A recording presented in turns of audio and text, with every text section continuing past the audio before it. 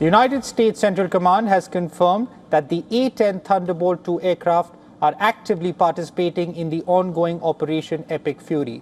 But what exactly are these aircraft and why are they so effective in combat? My colleague Shreya Upadhyay gets you more details. Well, thanks, Vidur. Let's take you through what the A-10 Thunderbolt II is all about. Remember, this aircraft are being used to strike Iranian naval vessels.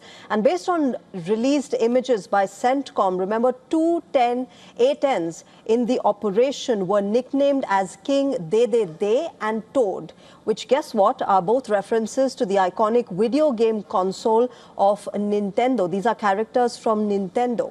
So what makes the A-10 Thunderbolt II so special? Let's take you through that. The A-10 Thunderbolt II is a heavily armored combat aircraft. Remember, it is a single-seater. It has twin engines, and the aircraft is built specifically for close air support. And that is why you see this being used in this particular operation. Its main job is to protect ground troops by accurately striking the enemy tanks, the vehicles, and the fortified positions on ground. In terms of the size, let's take you through that as well as the performance. The A-10 measures 16.16 meters in length, that's the aircraft length, and the height is about 4.42 meters with a wingspan of 17.42 meters. So these are the dimensions of the aircraft. It can reach speeds of up to 420 miles per hour. As far as the ceiling is concerned, 45,000 feet is the maximum that it can go to. And the maximum takeoff weight is 22,950 kilograms. So this is a heavy payload that the aircraft goes with. What makes this aircraft so effective? Remember, the A-10 Thunderbolt II can stay over the battlefield for long periods of time, and that is why it becomes extremely significant to use this during operations.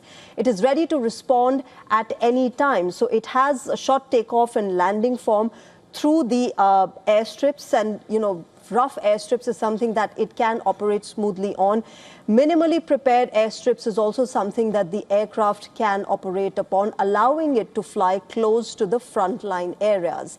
Now remember, its wide combat radius and short takeoff and landing capability actually add to this flexibility.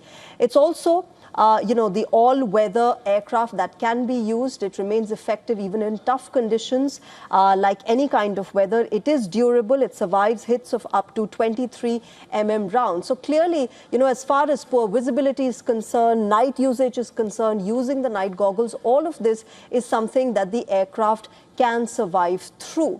Now, let's also tell you what the firepower of this aircraft is. 30 GAU-8A gun fires around 3,900 rounds per minute, and that is a huge figure. Remember, this GAU-8A gun is something that is called one of the most dangerous weapons, one of the most dangerous gun aircraft unit, 8A gun, which is used in this particular aircraft, and it is therefore armed with a 30 GAU-8A Gatling gun, which is capable of firing 3,900 rounds per minute to destroy the tanks and other ground targets that are being that are hampering basically the operations of the soldiers on ground.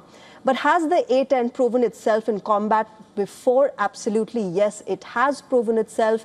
The A-10 Thunderbolt II has long been a vital asset for the US and its allies. In fact, it was used in Operation Desert Storm as well as successfully used in Operation Noble Anvil. It was, significantly used in both these operations, and it proved its effectiveness in these two particular operations. In fact, in the Gulf War alone, the A-10s flew 8,100. Mission-capable rate is something that it boasts of, and it launched 90% of all AGM-65 Maverick missiles that were launched through it. Now, remember, these numbers show why the A-10 has been trusted in multiple conflicts over the past several decades, and that is why it becomes a formidable force when it comes to this conflict that we are seeing in West Asia at the moment. It's back to you, Vedadar.